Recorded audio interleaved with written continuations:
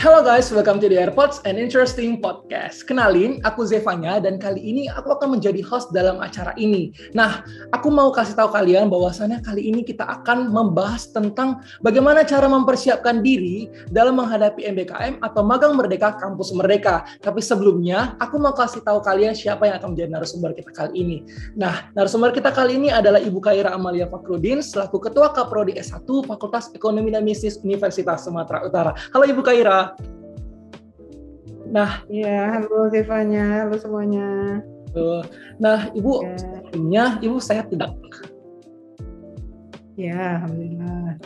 Nah, sebelumnya saya mau coba tanya-tanya Bu tentang beberapa pertanyaan dalam Magang Merdeka sendiri. Nah, menurut Ibu itu Magang Merdeka itu apa sih? Kampus Merdeka ya. Kampus Merdeka itu adalah program yang dicanangkan oleh Menteri Pendidikan dan Kebudayaan ya Pak Nadiem Makarim ya, yang bertujuan mendorong mahasiswa untuk menguasai berbagai keilmuan untuk bekal memasuki dunia kerja. Jadi dia nggak kerja di kampus saja taunya cuma ilmu dia aja gitu ya, tapi dia dengan banyaknya program yang diberikan ini, yang ditawarkan dan dia memilih, maka dia bisa menguasai ilmu lain. Walaupun di ekonomi dia ngambil magang di perusahaan yang bukan tentang manajemen, bukan tentang ekonomi boleh.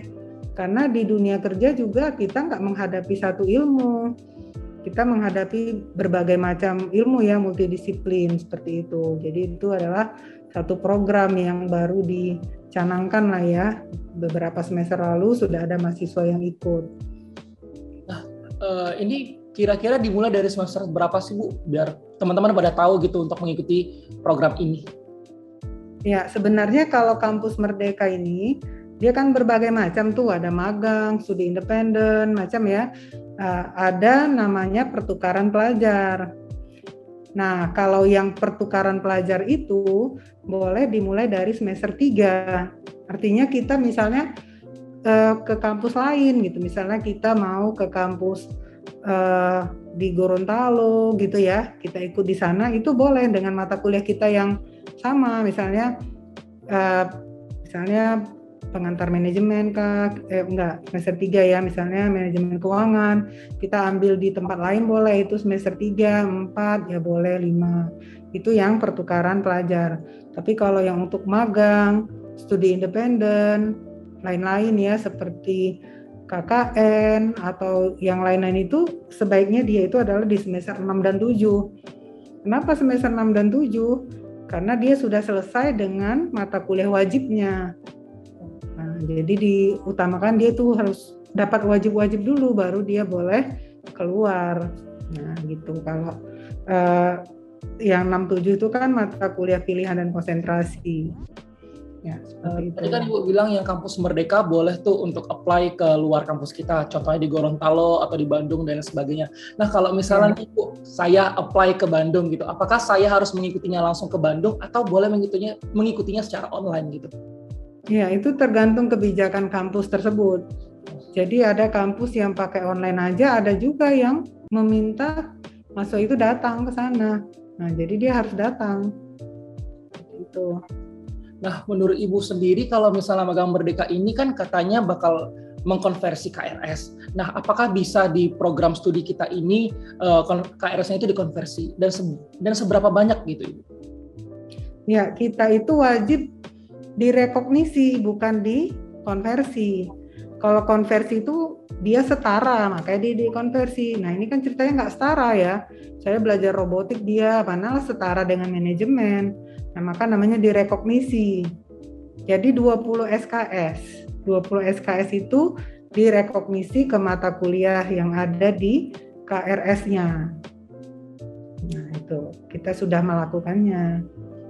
Kalau misalnya bicara tentang tadi direkognisi itu kan kalau fakultas lain ada tuh Bu yang beberapa mata kuliah yang nggak bisa direkognisi atau dikonversikan. Kalau di FEB sendiri apakah semuanya bisa direkognisi atau ada beberapa yang tidak?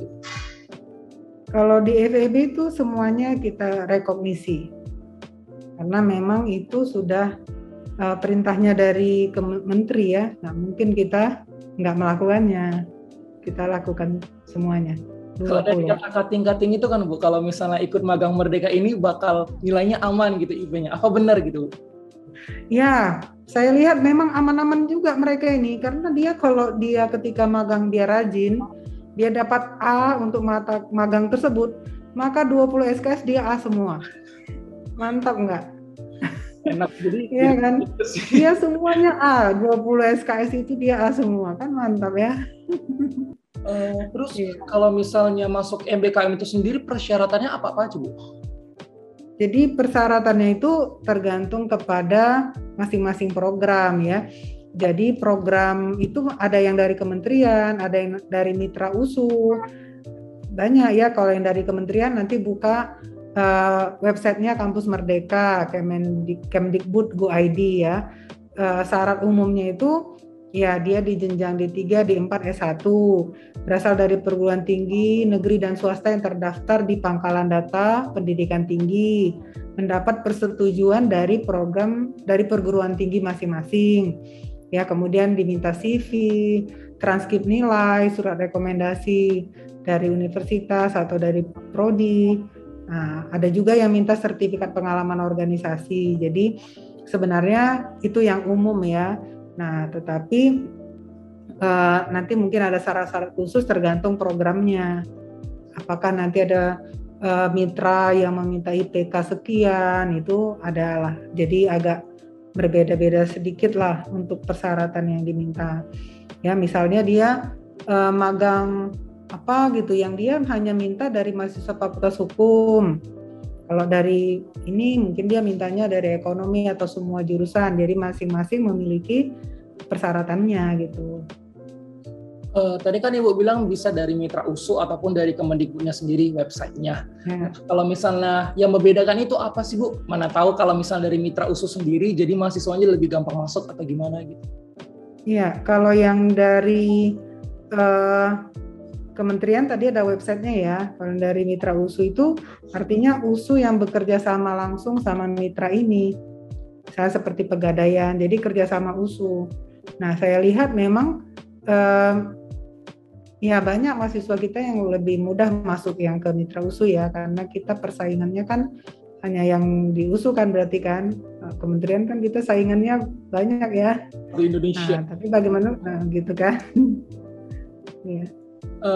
Ikut magang Merdeka ini bakal dapat gaji nggak sih Bu? Karena orang pada mengajakkan ikut yuk magang Merdeka bakal dapat duit nih gitu. Yang dikejar duitnya bukan nilainya. Ya dari mana tuh Zevanya tahu? Dari kakak kelas Bu. Mereka kan pada banyak ikut kan. Jadi mereka pada dapat gaji. Jadi orang-orang mau ikut ini supaya dapat uangnya aja gitu. Dan bisa konversi. Jadi memang kadang-kadang itu juga ya yang kami dengar ya, mahasiswa ini yang penting dia dapat uang ya. Jadi akan cari program atau tempat yang menawarkan gaji yang tinggi ya kan. Dapat gaji, dapat konversi nilai lagi ya. Jadi ada tuh yang sampai 1,2, 500.000 kan masing-masing instansi itu beda-beda ya. Misalnya magang di Bank Indonesia atau dia magang di Bank Mandiri kan beda-beda ya. Atau dia di Pegadaian. Bahkan ada juga yang tadi itu ada yang 1,2 juta per bulan ya kan. Tetapi ada juga yang hanya 10.000 per hari, itu yang lokal lah, bukan yang kementerian ya. 10.000 per hari ada, tergantung lah instansinya. Untuk MBKM ini sendiri berapa lama Bu prosesnya? Ya, jadi sebenarnya dia itu kan program 1 semester ya. 1 semester mungkin agak lebih cepat sedikit atau lebih lama, tapi memang USU itu meminta, terutama yang mitra USU itu disesuaikan dengan kalender akademik kita. Jadi intinya 6 bulan lah, 6 bulan ya, sehingga nanti nilainya bisa dikonversi ke kita gitu. Oh, berarti menurut berapa lama itu tergantung dari berapa lama kita berkuliah juga ya Bu ya? Ya.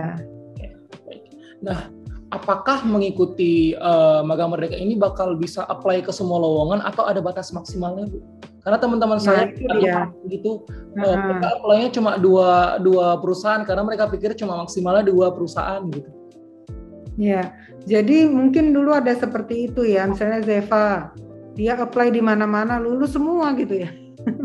tapi dia kan akan punya satu badan aja gitu. Nggak mungkin dia ikut semua mana. Jadi akhirnya dia melepas yang lain gitu kan.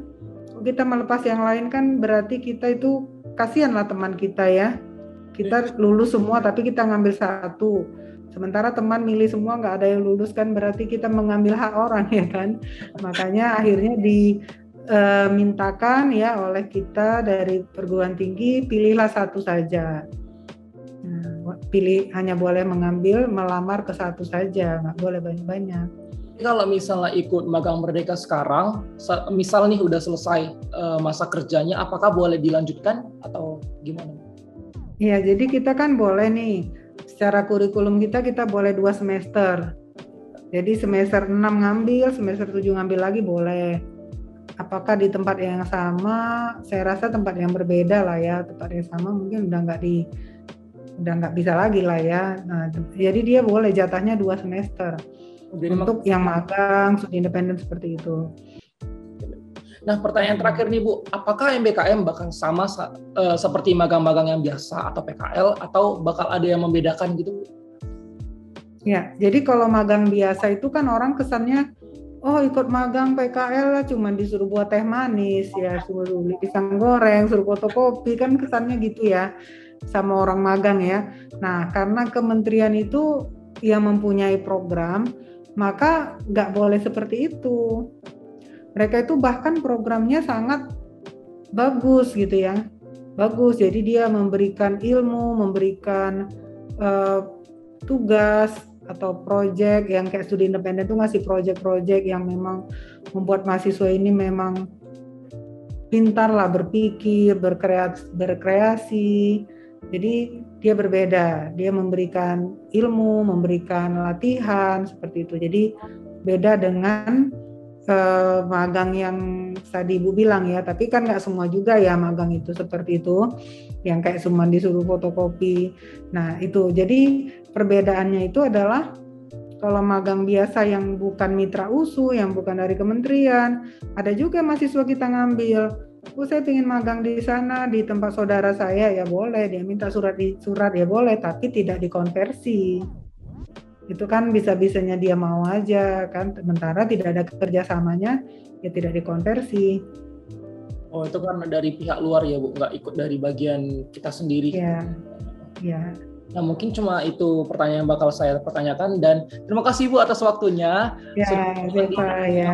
Ini sendiri dan ya, semoga semuanya semangat mengikuti MBKM karena itu adalah program kementerian dan itu akan meningkatkan indikator kinerja utama universitas. Jadi semakin banyak mahasiswa yang ikut, maka kinerja universitas semakin baik.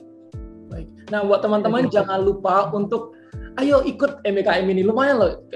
IPK bisa dapat bagus, 4,0, teman-teman yang lain kan dapat gaji juga. Jadi banyak manfaatnya, banyak benefitnya, dan kurikulum vitae juga bakal terisi ya Ibu ya. Ya betul. Nah, sekali lagi saya mau mengucapkan terima kasih Bu atas waktunya, dan buat teman-teman jangan lupa untuk like, comment, dan subscribe karena di acara selanjutnya kita bakal bahas tentang prakteknya langsung dengan narasumber yang pastinya kece abis. Nah, sampai jumpa Ibu di Oke, Zeva, sampai jumpa.